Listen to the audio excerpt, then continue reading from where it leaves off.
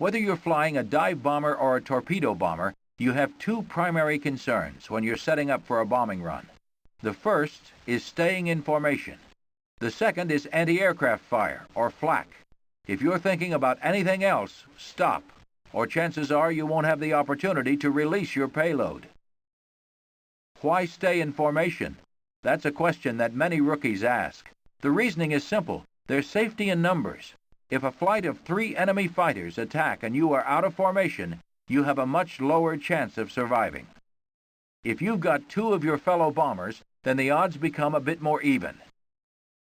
Your second concern is anti-aircraft fire from the target, or flak. Unfortunately, to get an accurate shot at your target, you must fly almost straight towards it at a constant speed.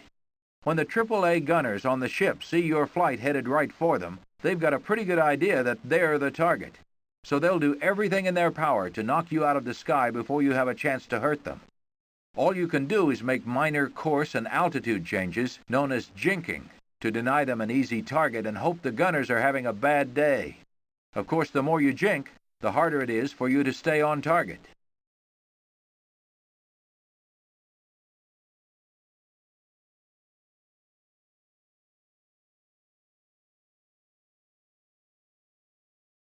To become a dive bomber, you have to be a special breed of pilot. Dive bombers are 1 part calculating genius and 1 part maniac.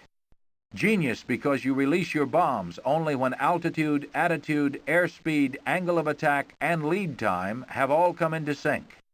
Maniac because you throw yourself into a screaming dive at the target while adjusting your flight path, dodging flak, and looking out for enemy fighters. When you're planning your bombing run, you should take into consideration the correct altitude, the course and speed of the target, and the optimum angle of attack. You will probably want to attack a ship target from the rear. This minimizes your exposure to anti-aircraft fire and presents a bigger target, allowing you to attack along the length of the ship. Begin your dive once you are on course and about to fly over the target. You may want to extend your dive brakes to slow your descent. When you've started your dive, begin looking through the bomb sight. Your first concern is the dive angle indicator. If it's nowhere near the center, you'll want to adjust the dive accordingly. Second, line your target up in the sight's crosshairs. Don't forget to lead the target. Finally, watch the altitude indicator. As it approaches the center, you'll be nearing the optimum release height. Once all 3 are within acceptable parameters, release the bombs. As soon as you let them go, retract the dive brakes and pull out of the dive. Don't worry about turning around to observe. Your job is done, so head for home.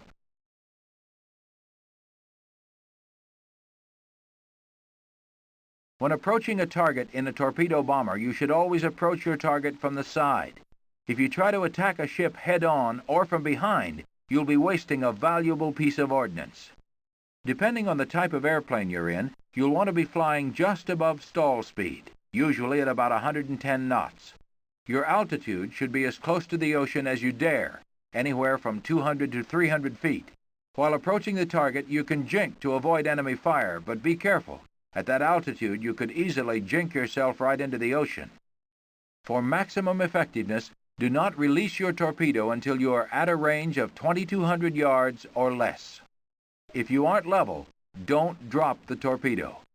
Any torpedo released from a plane that isn't level will probably end up a rogue and won't have a chance to hit anything. Don't forget to lead the target. It can take several minutes for the torpedo to travel to the target, depending on how far away you released it. Once you've let go of the torpedo, head for home. The fighters will stick around to check out the damage.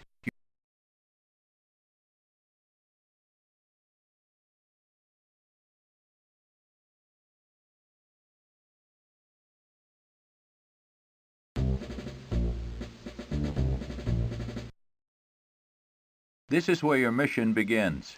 If you don't follow standard takeoff procedures, it is also where your mission will end. Launching yourself off a carrier deck inside several tons of metal requires you to have a great deal of faith in your plane and in your flying ability. Generally speaking, taking off is as simple as revving up the engine and releasing the brakes. First, set the throttle to at least 80% power. If you're carrying a heavy bomb load, you may need to set the throttle at 100%. Next, release the brakes. Your plane will begin to move forward. When you have reached a speed of at least 80 to 90 knots, pull gently back on the stick. As soon as you're off the deck, raise your landing gear.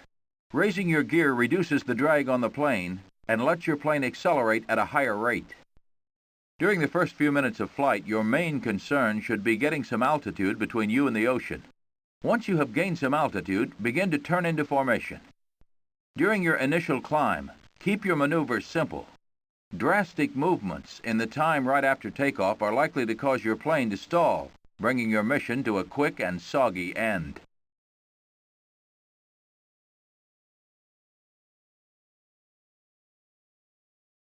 Landing is one of the most difficult parts of any mission.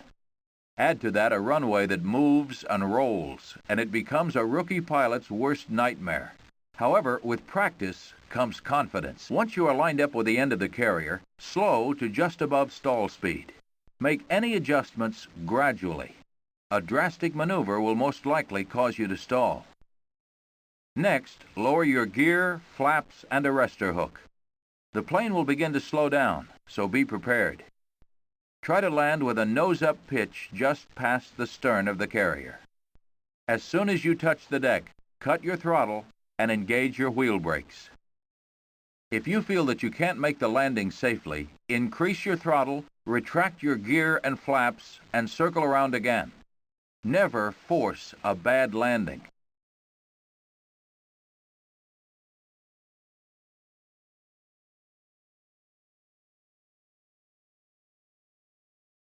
Take one high-speed plane, add several others flying close to it, and you have the potential for disaster.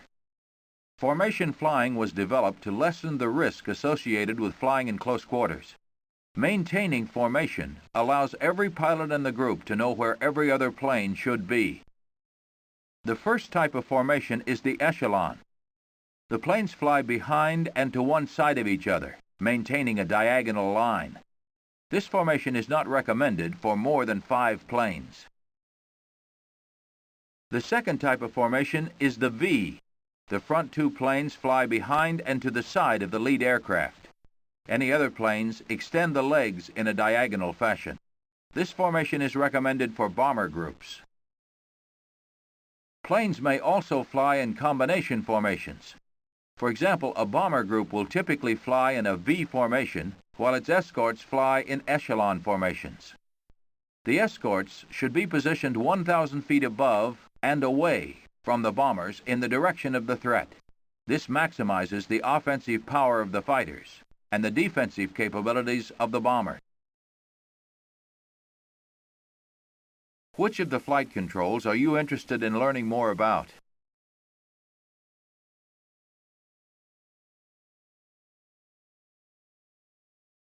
These are the ailerons, which allow the plane to roll right and left. Moving the stick to the left causes the right aileron to tilt down and the left to tilt up.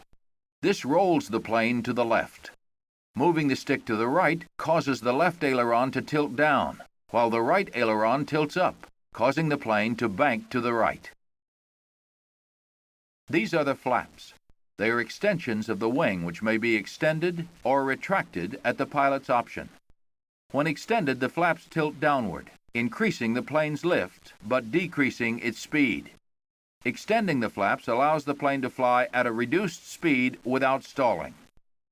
In the game, the flaps are extended and retracted using the right and left bracket keys. This is the rudder, which controls your direction of flight to the right and left. Turning the rudder to the right moves the plane's nose to the right. Turning the rudder to the left moves the plane's nose to the left. In an actual plane, the rudder is controlled by 2 pedals on the floor of the cockpit. In this game, the rudder can be controlled by the less than, greater than, and question mark keys, or with optional rudder pedal controls.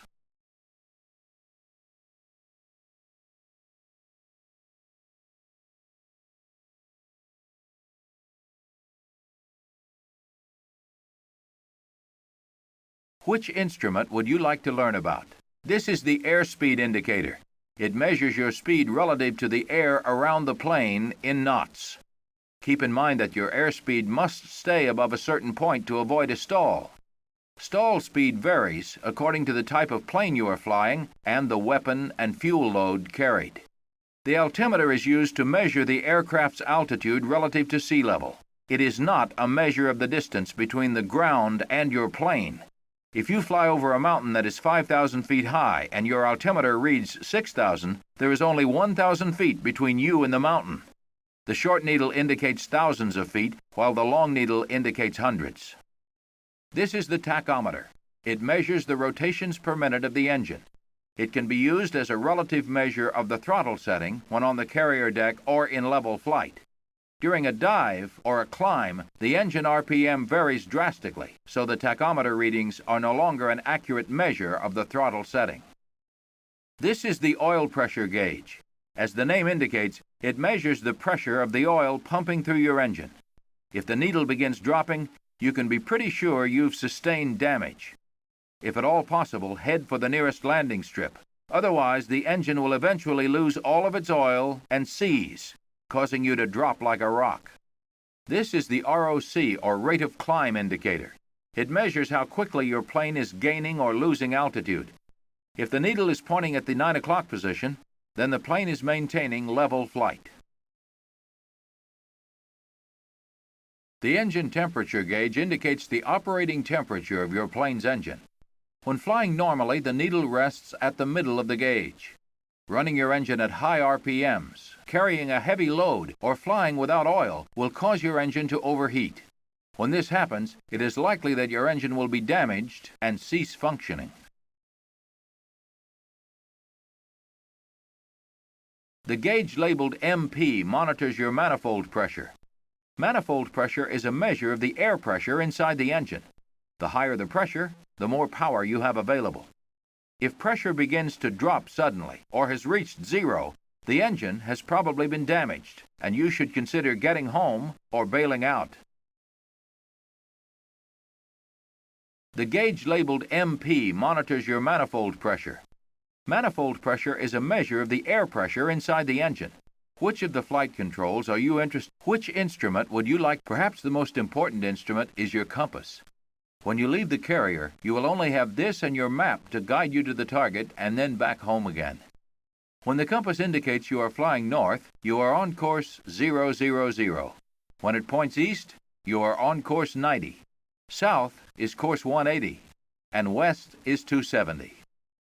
The artificial horizon displays your aircraft's pitch and roll. Pitch is the vertical orientation of your aircraft, while roll is the horizontal orientation. In level flight, the ball is lined up with the horizon line. When you bank, the ball tilts in the direction you are turning. If you climb or dive, the ball goes above or beneath the horizon line. This instrument is particularly useful when you cannot see the horizon due to darkness or weather conditions.